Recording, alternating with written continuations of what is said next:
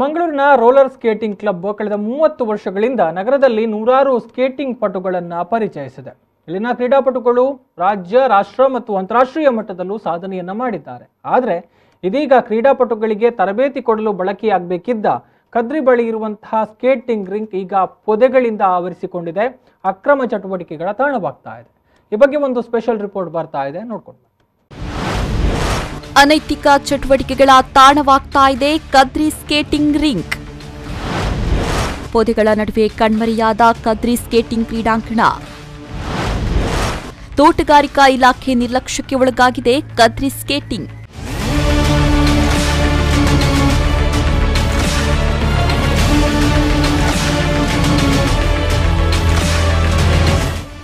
ದಕ್ಷಿಣ ಕನ್ನಡ ಜಿಲ್ಲೆಯಲ್ಲಿ ಅನೇಕ ಮಂದಿ ಸ್ಕೇಟಿಂಗ್ ಪಟುಗಳು ರಾಷ್ಟ್ರ, ಅಂತಾರಾಷ್ಟ್ರೀಯ ಮಟ್ಟದಲ್ಲಿ ಸಾಧನೆಗೈದಿದ್ದಾರೆ. ಆದರೆ ಕ್ರೀಡಾಪಟುಗಳಿಗೆ ತರಬೇತಿ ನೀಡಲು ಬಳಕೆಯಾಗಬೇಕಿದ್ದ ಕದ್ರಿ ಬಳಿ ಇರುವ ಸ್ಕೇಟಿಂಗ್ ಕ್ರೀಡಾಂಗಣವು ಈಗ ಪಾಳು ಬಿದ್ದು ಸಂಪೂರ್ಣವಾಗಿ ಗಿಡಗಂಟಿಗಳು ಬೆಳೆದು ಬಿಟ್ಟಿವೆ. ಮಾತ್ರವಲ್ಲ, ಇದೀಗ ಅನೈತಿಕ ಚಟುವಟಿಕೆಗಳ ತಾಣವಾಗಿಯೂ ಮಾರ್ಪಟ್ಟಿದೆ. ರಾಷ್ಟ್ರೀಯ ಹೆದ್ದಾರಿಗೆ ಹೊಂದಿಕೊಂಡಿರುವ ಈ ರೋಲರ್ ಸ್ಕೇಟಿಂಗ್ ರಿಂಕ್ ಕೋವಿಡ್ ಬಳಿಕ ಬಳಕೆಯಾಗಿದೆ ಅವ್ಯವಸ್ಥೆ ತಾಣವಾಗಿ ಮಾರ್ಪಟ್ಟಿದೆ. ಈ ಸ್ಕೇಟಿಂಗ್ ಕ್ರೀಡಾಂಗಣದ ಅವ್ಯವಸ್ಥೆಯನ್ನ ಸರಿಪಡಿಸಿ ಕ್ರೀಡಾಸಕ್ತರಿಗೆ ನೀಡುವಂತೆ ಸಾರ್ವಜನಿಕರು ಸಂಬಂಧಪಟ್ಟ ತೋಟಗಾರಿಕೆ ಇಲಾಖೆಗೆ ಮನವಿ ಸಲ್ಲಿಸಿದರೂ ಯಾವುದೇ ಪ್ರಯೋಜನವಾಗಿಲ್ಲ. ಹೀಗಾಗಿ ಕೆಲವು ವರ್ಷಗಳಿಂದ ಪ್ರತಿಷ್ಠಿತ ಕದ್ರಿ ಸ್ಕೇಟಿಂಗ್ ರಿಂಗ್ ಸಮಸ್ಯೆಯು ಅರಣ್ಯ ರೋಧನವಾಗಿರುವುದು ದುರದೃಷ್ಟಕರ. ಸ್ಕೇಟಿಂಗ್ ಕ್ರೀಡಾಪಟುಗಳ ಅಭ್ಯಾಸಕ್ಕೆ ನೆಲೆಯಾಗಬೇಕಿದ್ದ ಇಲ್ಲಿನ ಸ್ಕೇಟಿಂಗ್ ರಿಂಗ್ ಸುತ್ತಮುತ್ತ ಅನೈತಿಕ ಚಟುವಟಿಕೆಗಳನ್ನು ಬಳಸಿದ ವಸ್ತುಗಳು ರಾಶಿ ಬಿದ್ದಿದ್ದು ದುರ್ವ್ಯವಹಾರ ನಡೀತಾ ಇದೆ ಅನ್ನುವುದಕ್ಕೆ ಸಾಕ್ಷಿಯಾಗಿದೆ.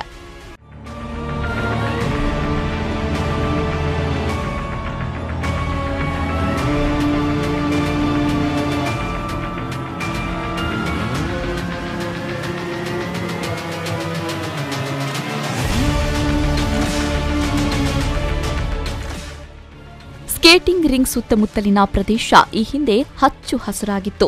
ಇದೀಗ ಪಾಳು ಬಿದ್ದಿದ್ದು ಸುತ್ತಮುತ್ತ ಗಿಡಗಂಟಿಗಳು, ಮರಗಳೆಲ್ಲ ಬಿಸಿಲಿನ ತಾಪಕ್ಕೆ ಸೊರಗಿ ಹೋಗಿದೆ.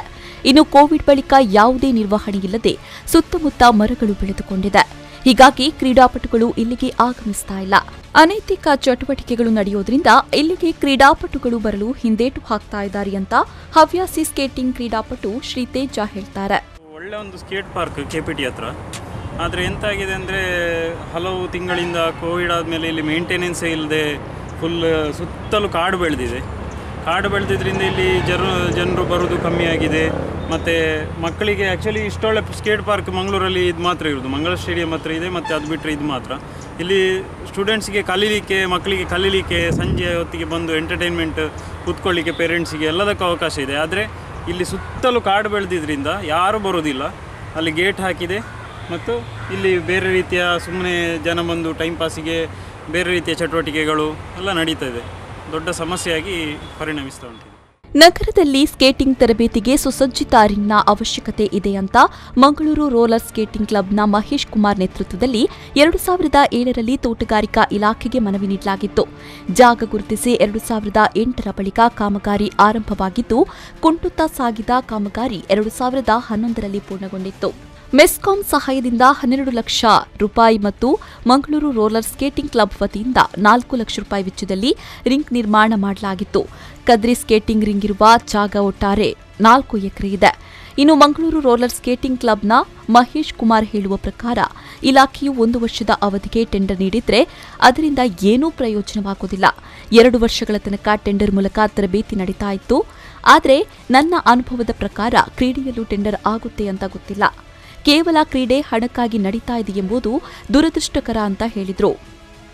ನನಗೆ ಒಂದು 40 ವರ್ಷದ ನನ್ನ ಅನುಭವ ಇದೆ ಸ್ಕೇಟಿಂಗಲ್ಲಿ. ನಾನು ಎಲ್ಲಿಯೂ ಕಂಡಿಲ್ಲ ಟೆಂಡರಲ್ಲಿ ಕ್ರೀಡೆಯು ನಡೀತದೆ ಅಂತೇಳಿ. ಸೊ ಆದ್ದರಿಂದ ಕ್ರೀಡೆಯು ಇವರು ದುಡ್ಡಿಗಾಗಿ ಅಂತ ಹೇಳ್ತಾ ಇದ್ದಾರೆ. ನಾವು ಇಲ್ಲಿ ಇಷ್ಟು ಮಕ್ಕಳನ್ನು ರಾಷ್ಟ್ರೀಯ ಮಟ್ಟಕ್ಕೆ, ಅಂತಾರಾಷ್ಟ್ರೀಯ ಮಟ್ಟಕ್ಕೆ ಕೊಂಡೋಗಿದ್ದೇವೆ, ಪದಕ ಗೆದ್ದಿದ್ದೇವೆ, ಜಿಲ್ಲೆಗೆ, ರಾಜ್ಯಕ್ಕೆ, ನಮ್ಮ ಭಾರತ ದೇಶಕ್ಕೆ. ಅದೇ ರೀತಿ ಬುದ್ಧಿಮಾಂದ್ಯ ಮಕ್ಕಳಿಗೆ ಉಚಿತ ತರಬೇತಿ ಕೊಟ್ಟು ಅವರನ್ನು ಸತತವಾಗಿ 3 ಒಲಿಂಪಿಕ್ 2003, 2007 ಮತ್ತು 2011ರಲ್ಲಿ ಭಾರತ ಟೀಮಿನ ಇಂಡಿಯನ್ ಟೀಮ್ನ ಕೋಚಾಗಿ ನಾನು ನಿರ್ವಹಿಸಿದ್ದೆ. ಅಲ್ಲಿಯೂ ಮಕ್ಕಳು ವಿಜೇತರಾಗಿ ಬಂದಿದ್ದರು. ನಮ್ಮ ಸಂಸ್ಥೆಗೆ ರಾಷ್ಟ್ರ ಪ್ರಶಸ್ತಿ ಕೂಡ ಬಂದಿದೆ. ಸೊ ಇದೆಲ್ಲ ನೋಡಿದರೆ ತುಂಬ ಬೇಸರವಾಗುತ್ತದೆ. ನಮ್ಮ ಕ್ರೀಡಾಪಟುಗಳು ನಿಜವಾಗಿಯೂ ಈ ದುಸ್ಥಿತಿ ಬಂದಿದೆ ಈ ಕ್ರೀಡೆಗೆ. ಸರಿಯಾದ ಅಂಗಣ ಇಲ್ಲ. ಮೊದಲನೇ ಇದ್ದ ಅಂಗಣವನ್ನು ಯುಟಿಲೈಸ್ ಮಾಡಲಿಕ್ಕೆ ಬಿಡೋದಿಲ್ಲ. ನೂರಾರು ಅಡಚಣೆಗಳು, ಯಾರು ದಾರಿ ತೋರ್ತಾರೆ ಅಂತ ಗೊತ್ತಿಲ್ಲ. ಮನವಿ ಕೊಟ್ಟು ಸುಸ್ತಾಗಿಬಿಟ್ಟಿದ್ದೇನೆ. ಕದ್ರಿಯಲ್ಲಿರುವ ಸ್ಕೇಟಿಂಗ್ ರಿಂಗ್ ಅವ್ಯವಸ್ಥೆಗಳ ತಾಣವಾಗಿ ಪರಿಣಮಿಸಿದೆ. ಕೋವಿಡ್ ಹಿನ್ನೆಲೆಯಲ್ಲಿ ಯಾವುದೇ ರೀತಿಯಲ್ಲಿ ಸ್ಕೇಟಿಂಗ್ ಚಟುವಟಿಕೆಗಳು ನಡೆದಿಲ್ಲ. ಇದರಿಂದಾಗಿ ಸ್ಕೇಟಿಂಗ್ ರಿಂಗ್ ತುಂಬಾ ಗಿಡಗಳು ಬೆಳೆದುಕೊಂಡಿದೆ. ಈ ಪ್ರದೇಶದಲ್ಲಿ ಅಕ್ರಮ ಚಟುವಟಿಕೆ ನಡೀತಾ ಇದೆ ಎಂಬ ಮಾಹಿತಿ ಇದೆ. ಈ ಬಗ್ಗೆ ಪೊಲೀಸ್ ಇಲಾಖೆಗೆ ಕೂಡ ಮನವಿ ಸಲ್ಲಿಸಲಾಗಿದೆ. ವಿದ್ಯುತ್ ದೀಪ ಹಾಗೂ ತಡೆಬೇಲಿ ನಿರ್ಮಾಣಕ್ಕೆ ಚಿಂತನೆ ನಡೆದಿದೆ. ಇನ್ನು ಸ್ಮಾರ್ಟ್ ಸಿಟಿ ಯೋಜನೆಯಲ್ಲಿ ಸ್ಕೇಟಿಂಗ್ ರಿಂಗ್ ಅಭಿವೃದ್ಧಿಪಡಿಸಲು ಚಿಂತಿಸಲಾಗಿದೆ ಅಂತ ತೋಟಗಾರಿಕಾ ಇಲಾಖೆ ಹಿರಿಯ ಸಹಾಯಕ ಅಧಿಕಾರಿ ಜಾನಕಿ ಹೇಳ್ತಾರೆ. ಸ್ಕೇಟಿಂಗ್ ರಿಂಗ್ ಪ್ರದೇಶದಲ್ಲಿ ಕೆಲವು ಸಾರ್ವಜನಿಕರ ವಲಯದಿಂದ ದೂರುಗಳು ಬಂದಿರುತ್ತದೆ. ಯಾವುದೇ ರೀತಿ ಸ್ವಚ್ಛತೆ ಮತ್ತು ರಾತ್ರಿ ವೇಳೆ ಕೆಲವು ಚಟುವಟಿಕೆ ಅಂತ ಬಂದಿರುತ್ತದೆ. ಆ ಕುರಿತು ಈಗಾಗಲೇ ಪೊಲೀಸ್ ಇಲಾಖೆಗೆ ನಾವು ಮನವಿಯನ್ನು ಮಾಡಿರುತ್ತೇವೆ. ರಸ್ತೆ ಬದಿಯಲ್ಲಿರುವ ಶಾಪ್ಸ್ ಅಥವಾ ಬೀದಿ ಬದಿ ವ್ಯಾಪಾರಿಗಳನ್ನು ತೆರವುಗೊಳಿಸಲು ಇಲಾಖೆ ಮೂಲಕ ಕೋರಿರುತ್ತೇವೆ. ಒಟ್ಟಾರೆಯಾಗಿ ಇದೀಗ ಕ್ರೀಡಾಪಟುಗಳಿಗೆ ದಾರಿ ತೋರಬೇಕಿದ್ದ ಕ್ರೀಡಾಂಗಣ ಪಾಳು ಬಿದ್ದು ಹೋಗಿದೆ. ಇದೀಗ ಕದ್ರಿ ಸ್ಕೇಟಿಂಗ್ ರಿಂಗ್ನಲ್ಲಿ ನಡೀತಾ ಇರುವ ಅನೈತಿಕ ಚಟುವಟಿಕೆ ಬ್ರೇಕ್ ಹಾಕಲಿ. ಈ ಮೂಲಕ ಸ್ಕೇಟಿಂಗ್ ರಿಂಗ್ ಮತ್ತೆ ತರಬೇತಿಗೆ ಲಭಿಸುವಂತಾಗಲಿ ಅನ್ನೋದು ವಿ4 ನ್ಯೂಸ್ನ ಆಶಯವಾಗಿದೆ. ನಾಗೇಶ್ ಕಾವೂರು, ವಿ4 ನ್ಯೂಸ್, ಮಂಗಳೂರು.